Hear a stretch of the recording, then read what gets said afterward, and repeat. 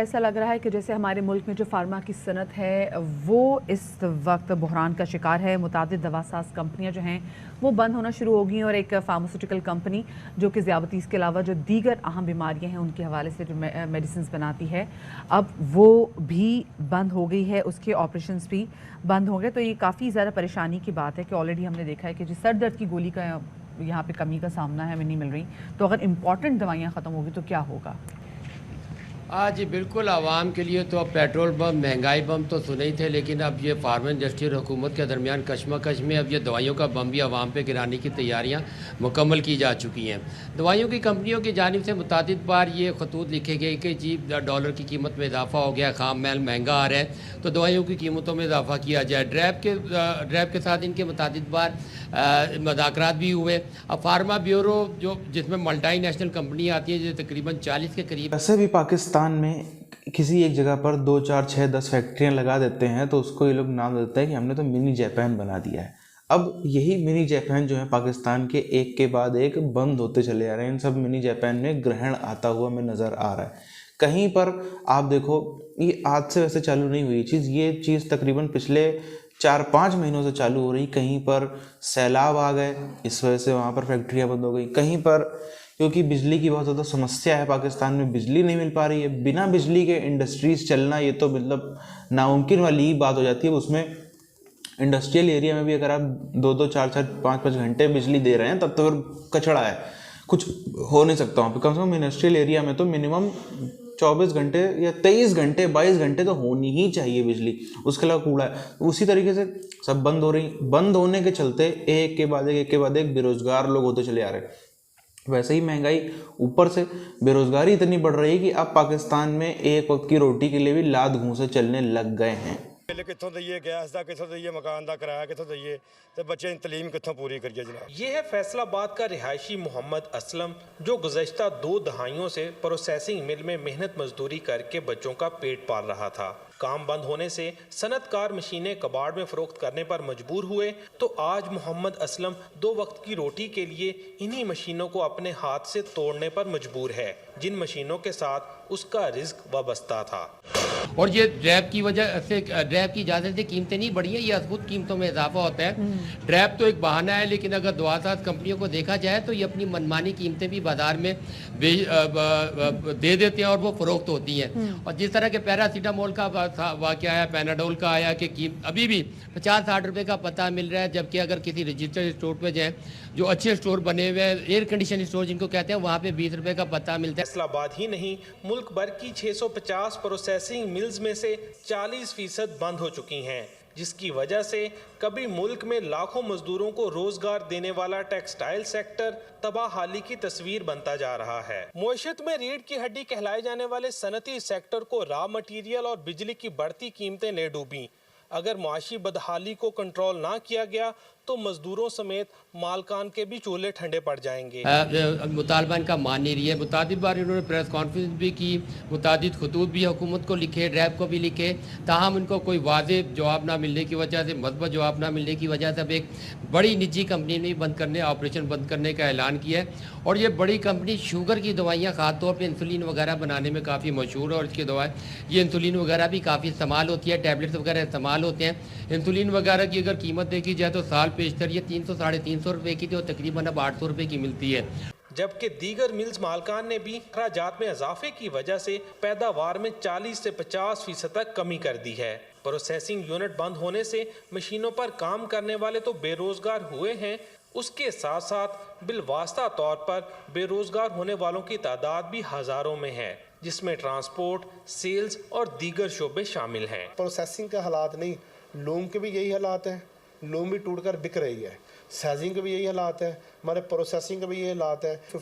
जी देखिए, जो खाम माल है वो सिर्फ एक एस्पेक्ट होता है दवाई की कीमत का, और क्योंकि खाम माल जो हैं, रॉ मटेरियल्स जो हैं, उनकी कीमतें बहुत बढ़ गई हैं दुनिया में, और उसके अलावा दूसरी जो ट्रांसपोर्टेशन है वो बहुत बढ़ गई है। जो एक कंटेनर $1500-1800 में आता था वो $6,000 में आ रहा है, क्योंकि पेट्रोल के प्राइसेस ग्लोबली बढ़े हैं तो उसका इम्पैक्ट आ गया ट्रांसपोर्टेशन पे। रॉ मटेरियल एक चीज़ है, बहुत बड़ा यूसेज जो फार्मास्यूटिकल में है वो एनर्जी का है। मगर इस पे मजदूर का जो है ना वो बड़ा जो है ना वो काम ख़राब हो रहा है, क्योंकि उन्होंने 1 माह की तनख्वाह है वो लेकर जानी है घर में, तो उनका चूल्हा चलना है। बढ़ते हुए टैक्सेस, महंगी गैस, बिजली और खाम माल की कीमतों में इंतहाई हद तक इजाफे के बायस फैसलाबाद की 166 में से 84 प्रोसेसिंग फैक्ट्रियां मुकम्मल तौर पर बंद हो चुकी हैं। 25-30 साल तो इस फैक्ट्री 'ਚ ਕੰਮ ਕਰ ਰਹੇ ਆ, ਠੀਕ ਆ। ਇਹ ਹੁਣ ਤੁਹਾਡੇ ਸਾਹਮਣੇ ਇਹ ਬੰਦ ਹੋ ਗਈ। ਬਿਜਲੀ ਦੇ ਨਰਖਾਂ ਦੀ ਵਜ੍ਹਾ ਤੋਂ, गैस के हालात की वजह तो कोई हालात नहीं रहे, फैक्ट्री होगी बंद। ये कहानी सिर्फ मोहम्मद असलम की नहीं, फैसलाबाद में हजारों मजदूर प्रोसेसिंग इंडस्ट्री पर बहरान की वजह से बेरोजगार हो चुके हैं। आटा, चीनी, घी, यही जंग है गरीब आदमी की। ख्वाहिशात सिर्फ यही कि हमारा 2 वक्त का खाना जो बाइज्जत तरीके से हम कमाएं, अपने बच्चों का पेट पालें। दवाइयों की कंपनियों की जानिब से मुतादिद बार ये खतूत लिखे गए कि जी डॉलर की कीमत में इजाफा हो गया, खाम माल महंगा आ रहा है तो दवाइयों की कीमतों में इजाफा किया जाए। ड्रैब के साथ इनके मुतादिद बार मुज़ाकरात भी हुए। अब फार्मा ब्यूरो जो जिसमें मल्टी नेशनल कंपनी आती है, जो तकरीबन 40 के करीब है, 18 ने अपने ऑपरेशन बंद करने का ऐलान कर दिया है और तकरीबन इसके बाद 22 कंपनियां बचती हैं और उन कंपनियों में भी मुख्तलिफ कंपनियां तैयारी कर रही हैं। अब OPD पहले ही बंद है, हेल्थ रिस्क अलाउंस की वजह से जिस हॉस्पिटल में हम खड़े हैं या OPD भी बंद है, मरीज़ आ रहे हैं, परेशान हो रहे हैं। अब अगर इस तरह दवाइयों की कंपनियां बंद होती रही, ये तो बैनुल-अक़वामी जो चेन है उनकी कंपनी है, अगर मुकामी भी कंपनियों को ये सूरत हाल दरपेश आती है, वो भी ड्रैब से कीमतों के इजाफे के हवाले से उनके भी मुज़ाकरात चल रहे हैं, अगर उनकी भी बात नहीं मानी जाती है। गैस की और इलेक्ट्रिसिटी की प्राइसेस कहाँ गई हैं वो आप जानते हैं, हमारे मुल्क में नहीं गई, बैनुल-अक़वामी तौर पर गई हैं।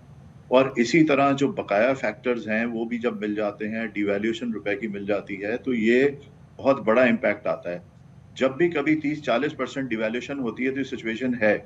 आज ब्यूरो ऑफ स्टैटिस्टिक्स जो हुकूमत पाकिस्तान है वो कहते हैं कि 31% इन्फ्लेशन हुआ है जुलाई से लेके और आज अक्टूबर तक। प्रॉपर प्राइस पॉलिसी 2018 में 20 में उसमें अमेंडमेंट भी हुई, वो मौजूद है। उस प्राइस पॉलिसी के अंदर एक फार्मूला दिया हुआ है कि अगर रॉ मटेरियल की ये प्राइस हो और इनपुट्स की ये प्राइस हो तो ये इसका रिजल्ट होना चाहिए। 48 दवाइयों की सिफारिश गई वफाकी हुकूमत के पास, उसकी उन्होंने प्राइस जो है एडजस्ट नहीं की। ये गवर्नमेंट का दिया हुआ फार्मूला है, ये कोई जादू नहीं होता हमारे पास कि हम कहीं हमारी मनमानी कीमत है आप ये दे दें। जब भी कभी 30-40% डिवैल्यूएशन होती है तो ये सिचुएशन है। आज ब्यूरो ऑफ स्टैटिस्टिक्स जो हुकूमत पाकिस्तान है वो कहते हैं कि 31% इन्फ्लेशन हुआ है जुलाई से लेके और आज अक्टूबर तक। तो ये तो हुकूमत के डिक्लेयर्ड फिगर्स हैं ना, ये फार्मास्यूटिकल इंडस्ट्री का तो इसमें कोई लेना देना नहीं है। अगर फार्मास्यूटिकल इंडस्ट्री को कॉस्ट नहीं आएगी, देखिए अभी ये जो बात हो रही थी मैं थोड़ी सी सुन रहा था, ये बड़ी ज्यादती की बात है कि कहते हैं कि मनमानी प्राइसेस ना दी जाए। असल में मसला 48 दवाओं की कीमत का उनके पास रिकमेंडेशन गई, उसमें से सिर्फ उन्होंने एक पैरासिटामोल को एडजस्ट किया है, 47 ड्रग्स को नहीं किया।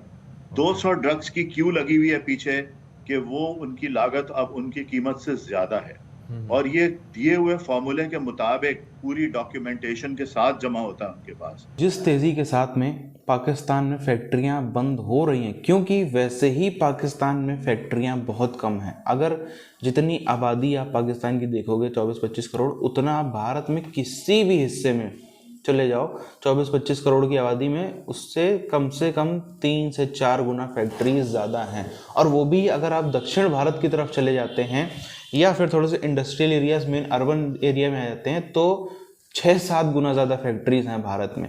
अब इससे आप अंदाज़ा लगा लो कि कहाँ है, उसमें भी इतनी कम फैक्ट्रियाँ हैं, मतलब 2 रोटी थी उसमें से भी कोई आपसे छीन के ले जाएगा, वही वाली बात हो गई यहाँ पर। उसमें भी पाकिस्तान में कोई स्किल्ड तो है नहीं कि मतलब ऐसा आईटी के मामले में या इंजीनियर, डॉक्टर, साइंटिस्ट ये लोग एक्सपोर्ट करते हो, या तो एक सेट ऑफ आबादी इनकी आतंकवाद की तरफ जाती है या तो फिर इनकी जो आबादी है मेजरली खेती पे निर्भर करती है या फिर निर्भर करती है वो मजदूरी पर। मजदूरी कैसी है, फैक्ट्री में मजदूरी, अलग अलग कारखानों में, गोदामों में, इसमें उसमें। मजदूरी और किसान और मजदूरों का देश ज़्यादा है पाकिस्तान, मतलब संख्या अमूमन से ज़्यादा है। और किसान का मतलब भी कोई बड़े किसान नहीं, जैसे पश्चिमी में यूपी में हम लोग किसान देखते हैं या अन्य जगहों पे भी कुछ कुछ जगहों पे बड़े किसान देखते हैं, वैसे कतई नहीं। मीडियम लेवल के भी किसान आपको बहुत मुश्किल से पाकिस्तान में देखने को मिलेंगे। ज़्यादातर किसान को छोटे किसान ही देखने को मिलेंगे पाकिस्तान भर में, क्योंकि ज़मीनें इतनी बढ़ गई। कुछ एक ज़मींदार जरूर हैं जिनके पास ज़्यादा ज़मीनें हैं, वो कर लेते हैं, पर ज़्यादातर छोटे ही हैं। तो अब उसमें भी लोगों के पास में, एक तो आप देखो खर्चे इतने ज़्यादा हो गए कि पूरे परिवार में 10-10, 12-12 लोग के परिवार होते हैं पाकिस्तान में। पूरा परिवार नौकरी पे जा रहा है। कोई बच्चा है 8-10 साल का, उसको भी कुछ ना कुछ करना पड़ रहा है। एक कोई बुजुर्ग है 60-70 साल का, उसको भी कुछ ना कुछ करना पड़ रहा है। इतनी ज़्यादा सिचुएशन ख़राब होगी पाकिस्तान में। तब जा करके महीने का जो उनका 50-60 हज़ार रुपये खर्चा हो गया महंगाई के चलते, वो पूरा हो पाता है आम परिवार का। अब उसमें भी इस तरीके से लोगों की नौकरियाँ जाने लगेंगी तो कुछ नहीं, एक वक्त की रोटी के लिए भी ना एकदम मारकाट मचने वाली जिस स्थिति हम लोग, जिसका कल्पना करना भी मुश्किल है, वो बहुत ही जल्दी पाकिस्तान में होने वाली है। और शिकार कौन बनेगा? जो अपर मिडिल क्लास और अमीर लोग हैं ना अभी, जो हर महीने आईफोन बदलते हैं, हर दूसरे महीने में कार बदलते हैं, हर तीसरे महीने में विला बदलते हैं। पाकिस्तान में भी ऐसे लोग हैं, कुछ बहुत कम छोटी संख्या में पर हैं। उनको निशाना बनाएगा। जहाँ वो अपनी कार से निकलेंगे, या तो पाकिस्तान छोड़ के भाग जाएं, या तो फिर वो जब अपनी कार से निकलेंगे भीड़ उनके ऊपर टूट पड़ेगी।